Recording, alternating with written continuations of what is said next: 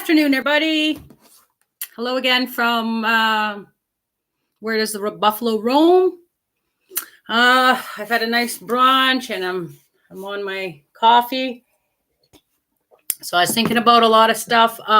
Just kind of going through a lot of the notes that I've written over the last I don't know, maybe 3 months that I've been thinking about this now, about this channel. And so I will always open up with a little bit about me and who I am, so you guys understand who I am, where I come from. My name is Geraldine McManus. I grew up in the city of Winnipeg and partially off and on grew up in Vancouver, British Columbia. I reside now in Winnipeg, Manitoba. I've been an activist for a great portion of my life. I think I was born to be an activist.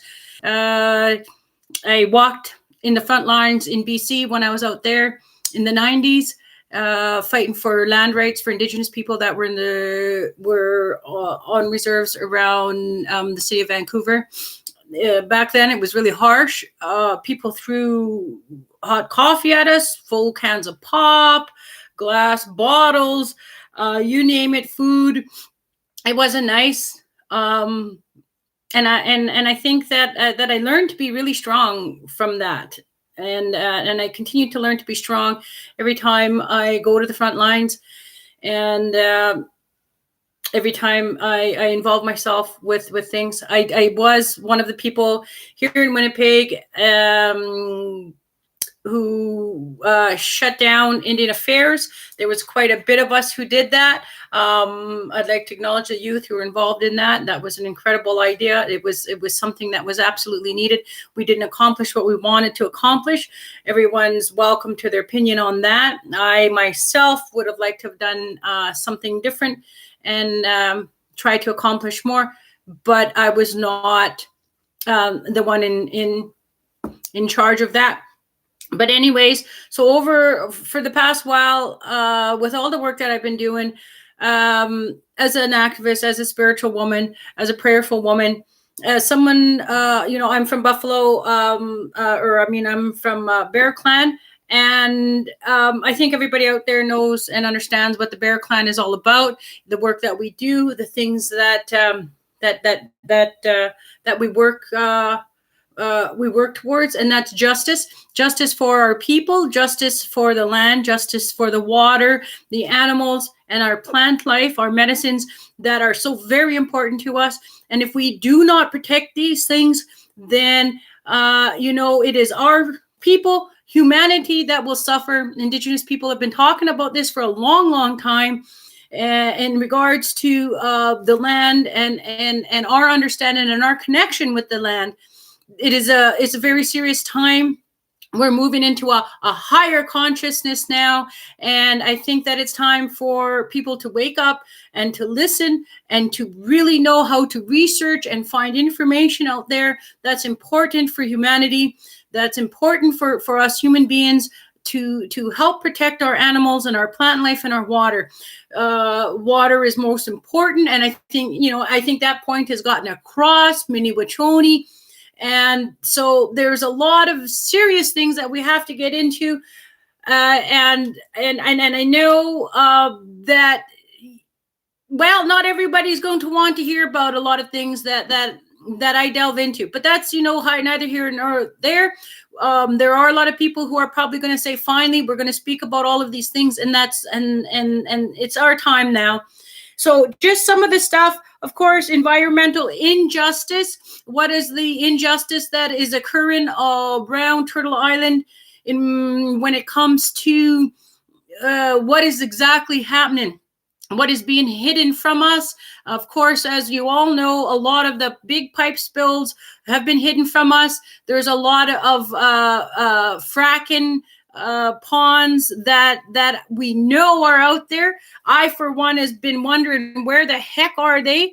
How are they hiding these huge ponds? Because we do know the majority of these sites are out there. I think something that really got me started on it years ago too, thinking about it anyways, was when Eric Brockovich came out with her movie. and talking about the groundwater that gets contaminated and the harm that it does to people in the area. And I think that's a really interesting thing, an interesting topic, and an interesting thing that we must always keep alive in the back of our minds as to where are these ponds, where is this water, is it going to affect our aquifers, and how do we help to address these issues? How do we help just a simple plain folk out there? What do we do? I myself have gone over a lot of things and in my mind and through prayer, and I think that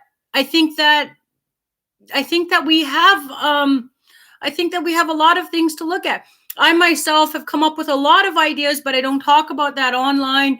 I think it's important for us to come together as human beings to discuss these privately with our phones off and away from prying ears as to how can we really do things to get out there and help. And I think there's a lot of things. It's just up to us to pay attention and to ask questions and to come together and say, okay, what can we do? And so, like I said, I have a lot of ideas. Okay, so a lot of topics that we're going to touch on. Of course, hydro dam here in Manitoba, the injustice to Aboriginal communities up north. That's a really important issue. I think that we're needing to address. And there's a lot of information on that up at Cross Lake. Jackson Osborne, of course, talked about this.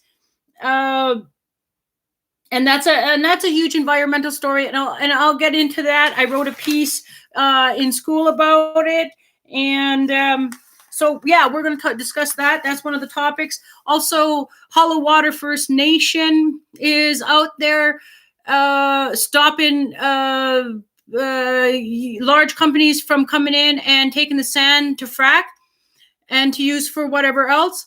And I think Hollow Water people up there definitely need people's support and need to understand what is the dynamics behind what they're doing up there. And I will hopefully sit down soon and talk with somebody from Hollow Water. I've been up there a couple of times myself. I have some incredible ideas. I'm trying to talk to the people up there, but I've gotten really busy. So I'm going to be getting back to them and figuring out how we can support them and how can we help to continue the fight out there. The Camp Spirit of the Buffalo is, of course, still up and there. I have talked with the Border Patrol. I've talked with RCMP. Border Patrol do know that I will stay there indefinitely. The camp will stay indefinitely. I have to put up more notices that it is private property. It is property of the Dakota Nation. I don't stand and I don't speak for the Dakota Nation. I speak only on behalf of myself. Both my grandmothers are Dakota, and I respect and honor them. And this is why I do the work that I do. I don't think anybody has to advise me or tell me what is right or what is wrong. That is the decision that I make on my own. And whether I am right or wrong, I am willing to suffer all consequences. So all the work that I do, very vitally important. I think the work that we're going to be doing out there is really important. I'd like to express to all the land and water protectors out there throughout Turtle Island and around the world, thank you very much, WOPITA, for all the work that you all do. And I'm going to hopefully honor that by talking about all of the stuff that's going on around Turtle Island on an ongoing basis. And I will tell stories about myself, who I am. And one of the things is I've grown up in a city here in Winnipeg for a great majority of my life. I've had trouble, of course, with drugs and alcohol. I've survived sexual abuse. I have survived rape. I have survived being addicted to crack. I have gotten through that, all of that. I've stayed strong through all of my journey in my life, whether it was good or whether it was not so good. I continue to pray throughout, and I think that's a great a great aspect to what really saved my life. It wasn't easy, and I think a lot of people understand what I'm talking about. Growing up in the city of Winnipeg, at the heart of Turtle Island, in the middle of Canada, the most racist city in all of Canada. And it is not easy to grow up here if you're Indigenous. And I think a lot of Indigenous people will understand what I'm talking about when I say this. It's been tough. I've watched family members die. I've watched friends die. I've lost friends and family to drugs and alcohol, and that's always ongoing. I have a huge family. I've lost some incredible people in the last few years. I've lost my oldest brother, and I had to bury him alone. I've lost my favorite cousin and my best friend, Audrey Peters, who was named after my mother. I've lost a very good and most intelligent cousin, Wesley Peters. And all of these people I miss. I've lost my adopted son, Yanni, while I was out in Standing Rock and had to come home from Standing Rock to bury him. And I went right back to Standing Rock like I promised everybody. And I did the work the best that I could out there. I was an organizer. I was the elder to Two Spirit Camp in the center. I moved away from all of this. I moved away from Sacred Stone. I was one of the organizers there for the donation center. I opened up a women's safety tent in Big Camp and housed a lot of women who were out at Standing Rock. We had issues with rapes going on out there. Of course, there's a lot of things that we don't talk about that happen at Standing Rock, and to some people I have privately. And I've met some incredible people out there, and that was, I guess, the beginning of my real serious venture into really understanding more about being active and getting involved. And I think that's important. I think it's really, really important that we all become active and get involved in whatever way that we can. Each and every one of us can do a little bit that can progress us, move us forward, and progress the environmental injustice movement. The wigwam that I have had so wonderful, had so many people who came out and helped with the wigwam and set that up over the pipelines. That will stay, never be moved. And we will build on that at the Spirit of the Buffalo Camp. We're going to build on that camp. Right now, I can't get back out there. I have a lot of work in the city that I have to do. I can't sit out on the pipeline and do the work that I'm doing out there. And so I just want everybody to know that camp, though, will never move. I have claimed under the Queen's bargain. I've claimed Dakota territory out there, and it is traditional Dakota territory. Anybody can look that up. It was a part of the huge Dakota Empire that was vast in this country, and it extended and out both sides of the line in the United States and Canada, and it's huge. And those are the things that we are going to be talking about. And we have a lot of information, of course, and a lot of our own history that's important for our people to understand. And for all of the colonial people and the settlers that have come here, I think that's important for everybody to be educated. And we see a lot more people coming out and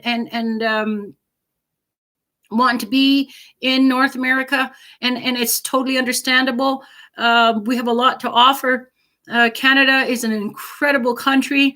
We have incredible lakes, we have incredible forests, and we have a lot of resources. And I think that's right there is one of the issues. The resources, the natural resources that are abundant in North America, Canada especially, the government wants, and we understand that, and we have to try and figure out how can we get in control of our lands being continually stolen, about our resources continually be stolen, and the Indigenous communities around Canada and the United States, how we're continually being ignored, how we are the poorest people in this country, how we live in a third world environment in regards to where we reside on our reserves. I've not personally lived on a reserve my whole life, but my relatives have. I've been out many, many times. I have done work on my own reserve. I have worked in regards to helping the people. I have sat and talked with chief and councils on many occasions. I speak up at our meetings, and that's just kind of the kind of person that I am. I really do care about my community, whether I live there or not. Those are my relatives, and I have relatives throughout Canada and probably the world, if we think about it. And, you know, how do we just not care? That is something that I find extremely astonishing when it comes to my people, how we are neglected in so many ways. And people want to say, oh, yeah, well, you got there on your own, and, you know, it's your own leaders doing it to you. Yeah, we understand that. And I've said this many times, and I'll say it again. Where did our leaders learn their ways of being? Well, obviously, they didn't learn from one another. Well, maybe they did. But this is something that has been taught to our people. We are in a position where we had to be controlled. So the government thought for hundreds of years, and they've put us through extreme genocide in order to get that control of us, our people. And who has taught our own people now, our own leaders, to control us? Well, the society, political agendas. And it's funny because, you know, we are under the control now of our own people. And so if you want to look at the issues going on, well, we're going to just have to openly say that, yeah, it is our own people doing it to us now. And so how do we resolve that? How do we work with our own leaders and our council members and our family members and our relatives? What do we do to help this change? I worked at housing on reserve, and I could tell you, I did bring awareness and attention to some of the issues on the reserves in regards to moldy houses. I've been very upset about that when I left. I'm still upset about that till this day. I know about many other issues that are going on, many other reserves. I've talked to, you know, hundreds or if not thousands of people, Indigenous people who live on reserve and off reserve, you know, over the years. And we all talk about many of the very same similar things that are going on in every other community. And I think if you look around up to the United States as well, you look into those communities and we have some of the same issues there. For whatever reasons, it seems our leaders are getting wealthy and buying houses here and there and all over the country, while we still suffer. The relatives of mine still suffer, and relatives of many other people on reserve suffer. And I think that's a huge injustice, and that's something that we're going to definitely be talking about. And I think that it's important, you know, that if you do understand and hear what I'm saying, please come forward and let's discuss these issues. Contact me privately, message me in Facebook. Let's talk about these things and let's figure out what is it that we can do, and, you know, and what are we looking at? Other members of other communities, well, how are you feeling about these things as well? So it's a huge topic, huge topic, and it's never going to go away. I'm not going away. And these issues are definitely not going to go away. And I think we have a lot to talk about in regards to that. I think, you know, that we have tons of things to look at. And, you know, and how am I making sense of this? And how are you all making sense of this out there? You know, let's talk about that. Where are we at? What are we, you know, where are we at? I know for a fact that there's, you know, that there's a lot of people out there, man, they're upset. I'm telling you, I'm hearing some stuff and people are really upset out there, folks. And I don't know what to tell you, except that we better start talking about this because it's time. It's time for us to put our foot down. Our time as women, as clan mothers, as clan grandmothers. It's time for us to put our foot down and to really get into these issues and really let's get going here because uh, time is of the essence. We want to protect and save as much as we can before, too much gets damaged. I'd like to think and I'd like to believe that, that there is no time limit. A lot of young people have said to me that they're scared and that they're afraid about this climate justice, and the kind of the timelines that they put on these things. And I want to encourage all you people out there, for the young people, we're not going anywhere. We're going to be just fine. What we need to do is prepare you young people for what it is that we're looking at here, and how can you help your own future, because that's really important. But I assure you, we're not going anywhere. From my understanding, and from what I get and what I see from ancestors, what they've shown me the last year is they've shown me that we are going to move ahead. This revolution is about evolution, and you got to understand that. This revolution that's going on right now around the country, around the world, this is about evolution. This is nothing to be afraid of. This is nothing, to get depressed about. That's not what this is all about. This is about how are we all going to help? How are we all going to help one another get through this? How are we going to help our children grow? What intelligence are we going to give to our young people to help them to understand what it is that we're going to do here? And there's a tremendous amount of things that we can do, tremendous amount of new inventions and technology that's coming out, and those are the things that are going to help us move ahead. But what kind of technology will help us that is going to be beneficial, and what there is technology out there that is probably not going to be beneficial to us. So we understand that. We're moving ahead on that, and I think that it's really important. So we do have a lot of stuff to talk about: dreams, visions. A lot of people out there with dreams and with visions. I'm one of them, and I encourage you to speak out and let's talk about those things. Of course, you will be vetted.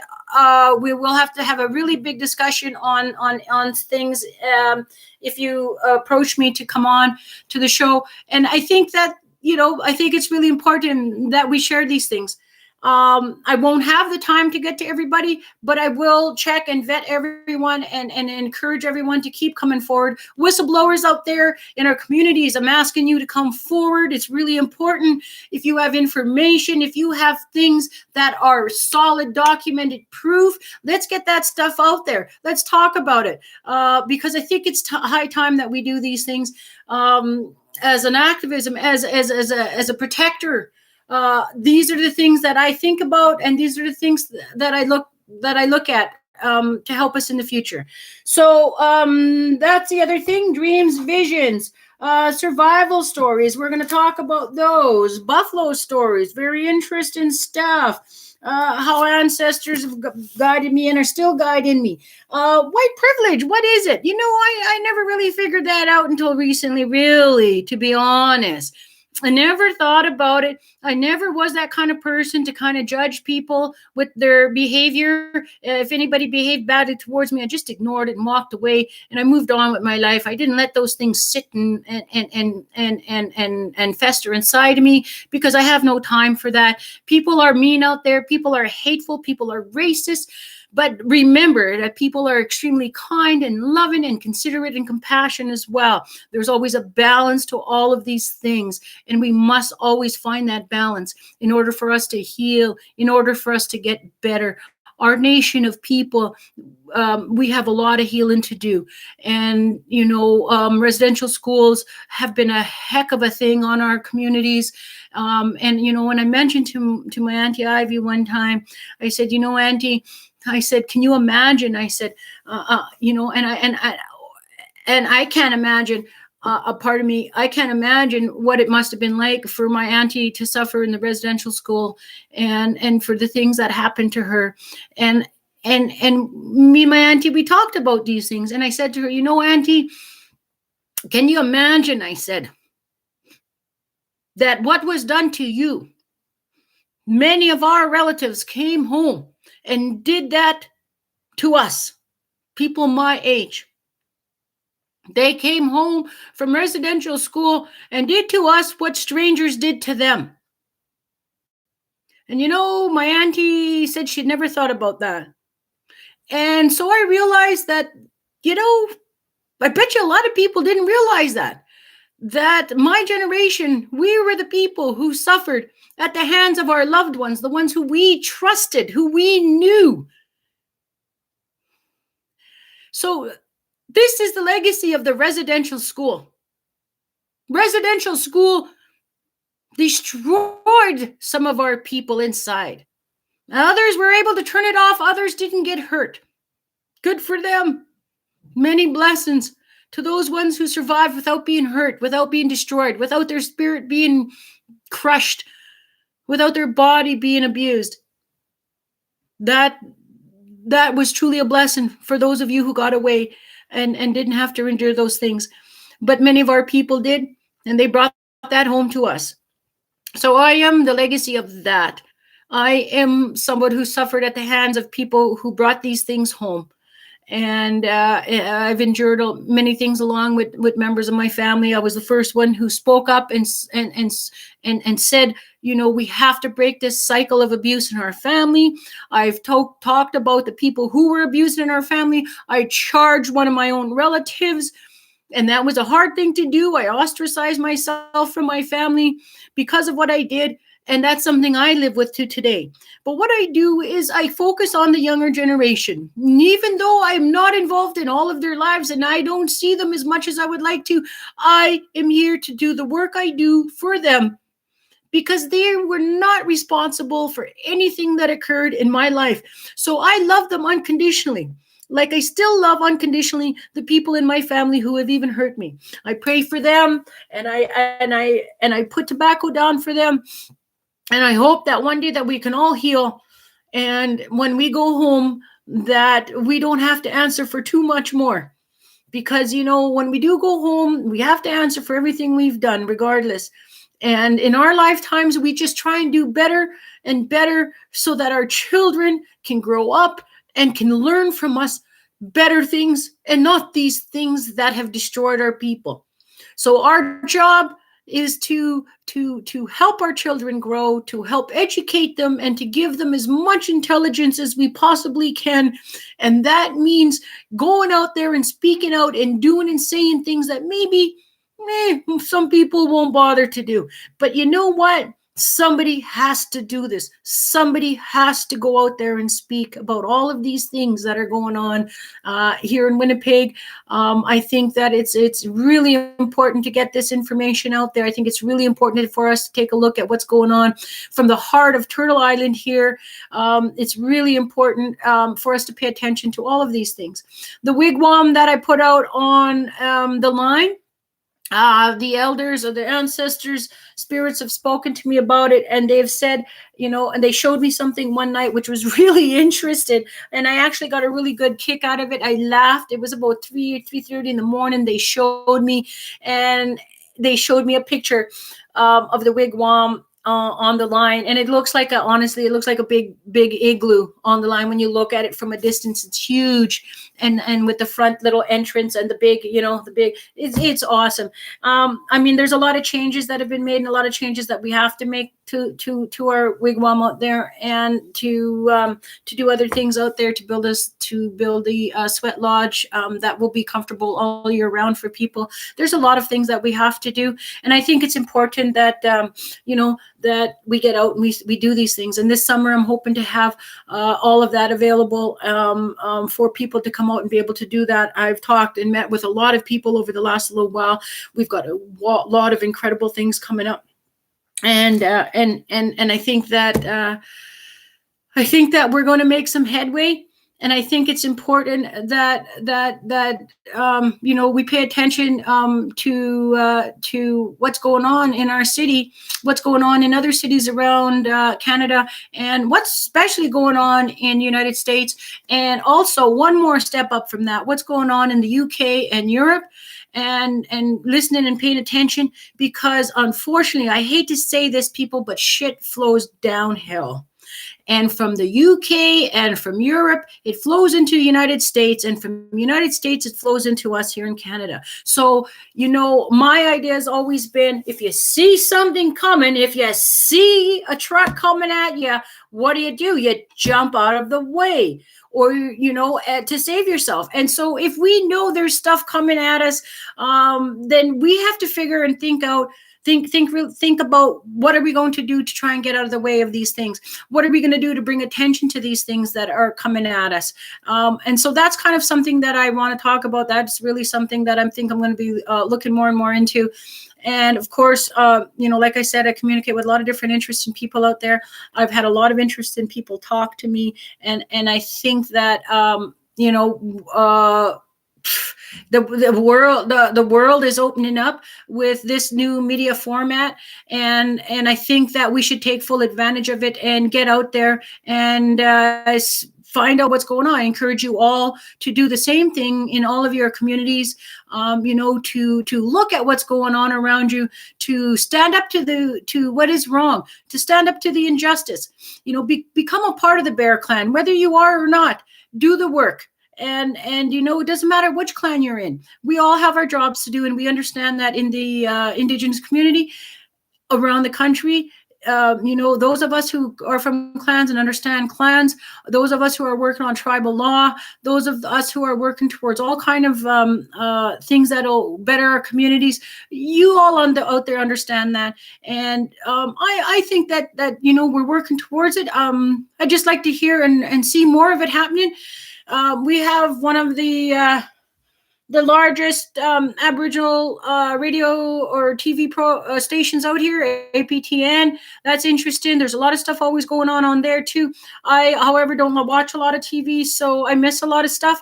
But I do, do a lot of research online, and I'm always checking out stuff. And recently now, since I've moved in here, there's a TV in the next room with a lot of channels. And so I'm going to be also watching and monitoring and paying attention to new news channels, what's going on around the country as well, and to discuss those topics and issues. And I'm going to be going out, of course, and doing a lot of stuff. We have a lot of work that we're doing here in Winnipeg with the White Buffalo Spiritual Society. Kelvin Pompan and I are moving into doing a lot of things in the city of Winnipeg, and bringing awareness, bringing multiculturalism to Winnipeg, and doing ceremony around that. Looking at hopefully having a Dakota horse ceremony this summer. That's going to be really interesting and fun. I'm in the works of helping to organize that, and I'm talking with people and trying to put that together. Actually, I am the main organizer for that one. So we have the clan grandmothers gathering coming up for May. That'll be continuing through May to July or August, till whenever or however long it takes. That is not a funded by anybody gathering. The clan grandmothers, and the biggest discussion on that, of course, will be the Queen's Bargain. I'll be moving into that. I've blown up the Queen's Bargain to show you, and I will discuss that, and we'll go through the whole Queen's Bargain and find out what that's all about, because that's a really important thing. And I know a lot of people don't understand it. There have been people trying to discuss it, and I think their approach was probably not the way it should have been. I think it was, I hate to say it, but I think it was some Caucasian people that were trying to talk about that. And of course, so Indigenous people aren't going to listen to that perspective. I just don't think that that perspective was what we were wanting. So I, up in Cold Lake, I sat with Nancy Scanny. And Nancy Scanny has been talking about the Queen's Bargain for a very long time. She's been out to Ottawa. She's done a lot of work. She's done a lot of footwork. She's done a lot of research. She's totally totally been pushing this for a very, very, very long time, many, many, many years. I know that there are copies of the Queen's Bargain out there that other people have that have been holding on to. These are Indigenous people, and they have not been talking about it. I know our chiefs and councils have probably some of this information, or I've come across it over time, and for whatever reasons, they haven't brought this out. To my understanding, the Queen's Bargain was sent to us by Queen Victoria. So when you see all those pictures out there of that guy handing us the medal, he was supposed to at the same time give us the Queen's Bargain.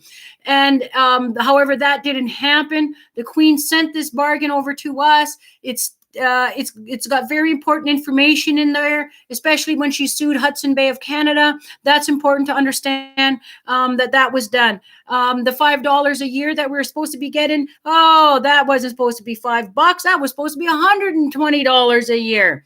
Now imagine that, people. Come on, $120 a year, and we're getting $5. And the Queen made this statement herself. And in that bargain, it says forever and ever, for every generation after generation, this was to occur. So where did the $115 go per head, per Indigenous person? So that we're talking some serious stuff here. And we have to remember that this is just something that's hidden in the history of our people here. So, there's a lot of really interesting stuff to talk about. Like I said, I've been making notes on a lot of stuff. And understanding that, that there is no investment in solving all of these crimes that have been that our people have been subjected to, a lot of crimes. And I think, there's never been any investment in solving anything that goes on in our community. People just generally don't care. The police don't care. I've reported murders myself and basically been looked at like I'm a nut bar. And I think they're more interested in asking me about how did I know about these murders, and looking at me like as if I was a part of them, that I committed them. And in fact, I didn't, but it was something that was weighing on me since I was a child. I had known about people getting killed. I was there once I knew the cover of what happened with murders. So yeah, do I have a little understanding about cover up? Do I have understanding about how these things work? Do I have an understanding about how much do people care when our people die? Yeah, I do have a very good understanding of that. And unfortunately, it's one of the reasons why I'm doing what I'm doing today. It's one of the reasons why I'm an active person. It's one of the reasons why I do a lot of deep, in-depth research into things. And I've talked about some stuff on my Facebook. I've set in motion some ideas and concepts, and I know a lot of people go, bah, who cares about that? And and that's conspiracy theory. Yeah, a lot of it is. And though it is these people out in the world today that are bringing about truths. And you can ignore them or not. That's everybody's choice, right? But eventually the truth always gets out. We're seeing it around the country.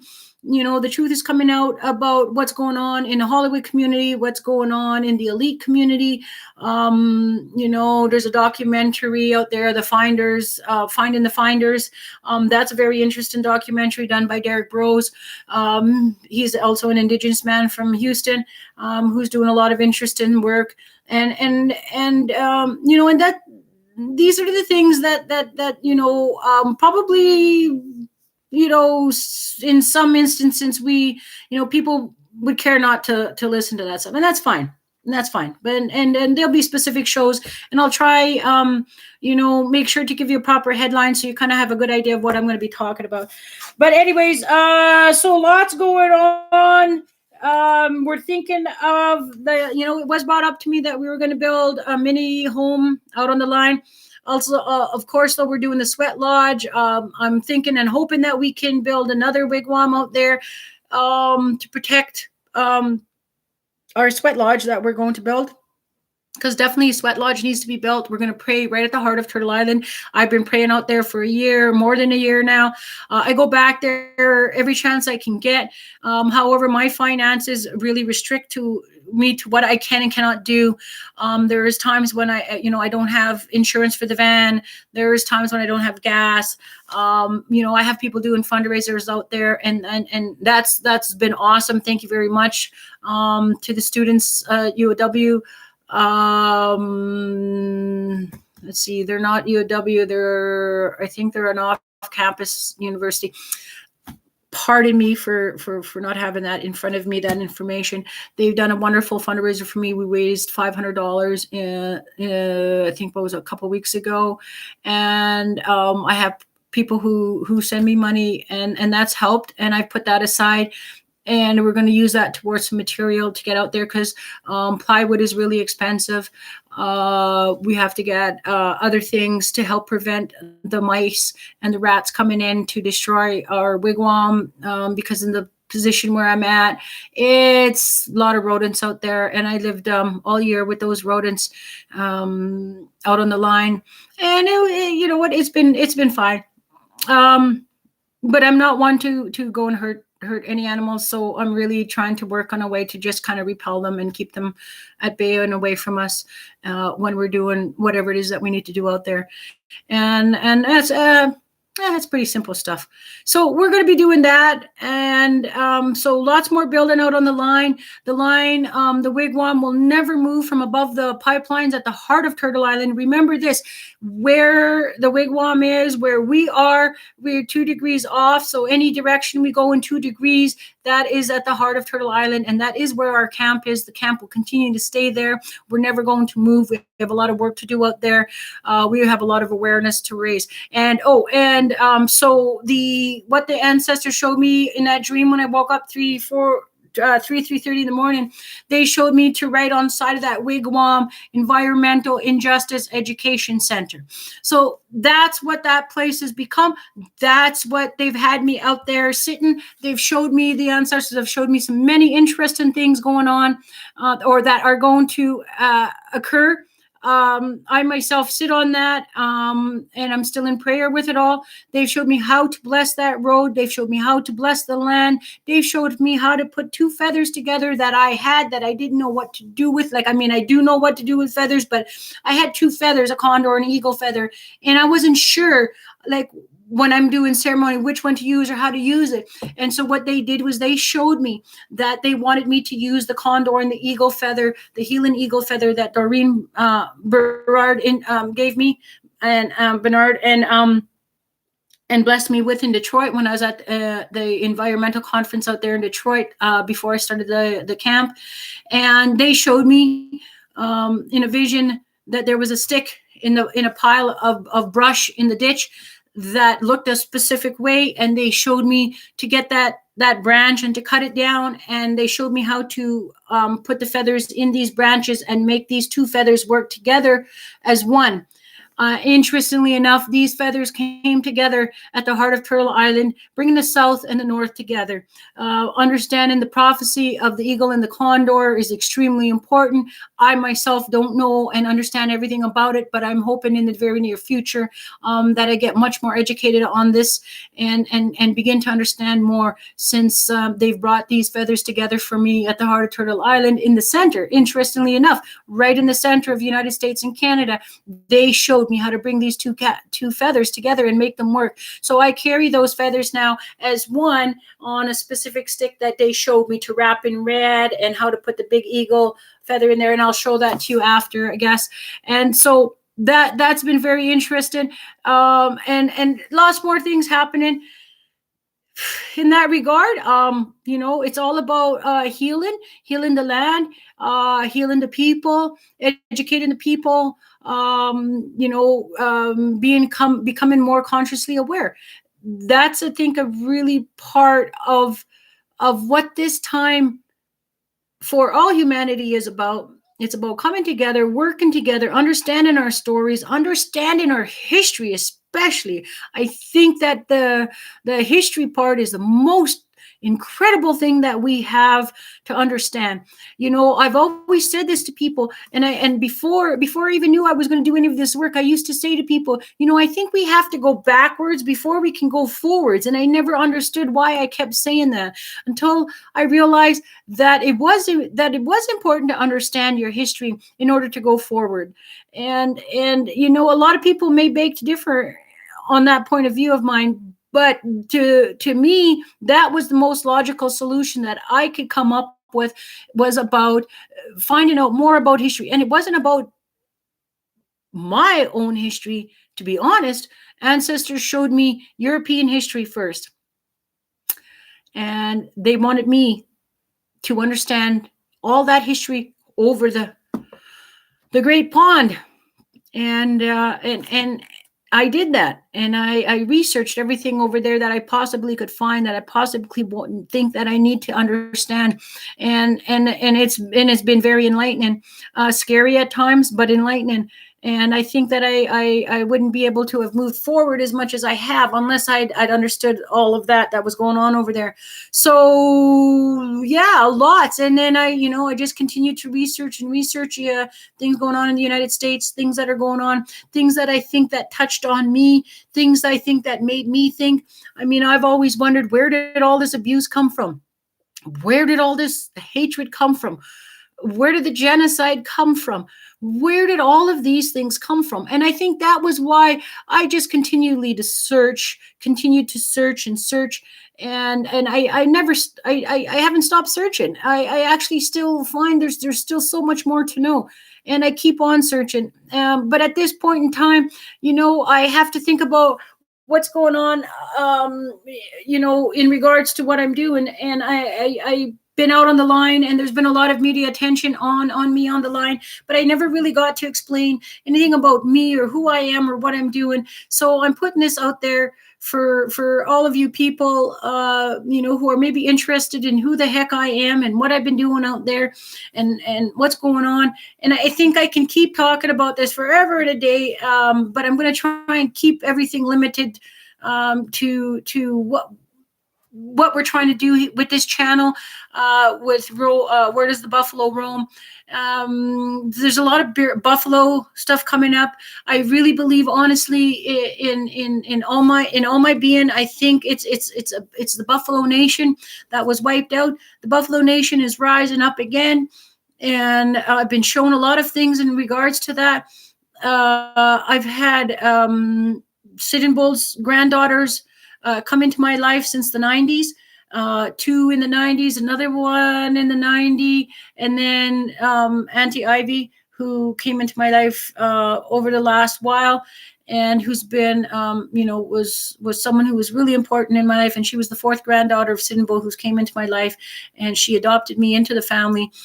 So I have become a part of that family, and I hope to do the best that I can to, to get people to understand the importance of these families, of these bloodlines that's still here, that still exist on Turtle Island.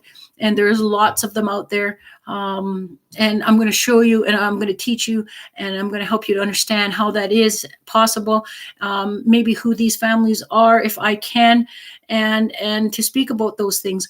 And to encourage and get our Indigenous people to understand that, you and me and every other Indigenous person on this land, we are all descendants of kings and queens. We are descendants of the people of this land. We are exceptional, and we will rise up. This is our time, and we are rising up, and we are going to talk about this, how we are rising up. We're going to talk about many, many, many things here on Where Does the Buffalo Roam? So just to keep you guys interested. I'm sorry I'm talking so long. I can see it's going on 48 minutes. I know I can babble on here, but there's so many things to talk about. There's so many things going on in my head. It's blowing up with information, and I think with things that are important to me, and I hope they're just as important to you out there. So check me out. Click on subscribe and follow me. I don't have any PayPals or Patreon or anything like that. I've never been the type of person to ask people for money. I've been trying to work hard over the past little while. I've had some jobs. They're very hard jobs, and I've gotten hurt again from those jobs because I do physical labor. But I'm really needing to move on to trying to do more work with just my head and ease up on my body, because I've been a physical laborer for a very long time. For over 35, 40 years, I've been in physical labor and worked in industrial areas and worked as self-employed. So my body's exhausted, so I'm trying to do more things with my mind. And I think one of the things is doing the work that I do now. And I hope that everybody out there enjoys my channel and can tune in. And I'll try not to talk for 49 minutes, 50 minutes, as I can see. Okay, so I'm going to go through some more stuff, and I'll come back to you again when I can. All right, thanks a lot, y'all. Thank you for joining me here on this station. Where does the buffalo roam? From Winnipeg, Manitoba, Canada. This is the new channel that we're going to speak out about a lot of things. So join me and listen in and see where we're going and see where we're at, and look forward to having some input by everybody. Follow up with me on Facebook, Geraldine Yvonne McManus, Spirit of the Buffalo site, and Minnie Wachoni site on Facebook. So I'll be putting this channel on those all three sites. And all right, thanks a lot, everybody. Hope you enjoyed my babbling, and lots more stuff here in my notes, and I'll get back to you again as soon as I can. All right. Thanks a lot. Peace out, guys.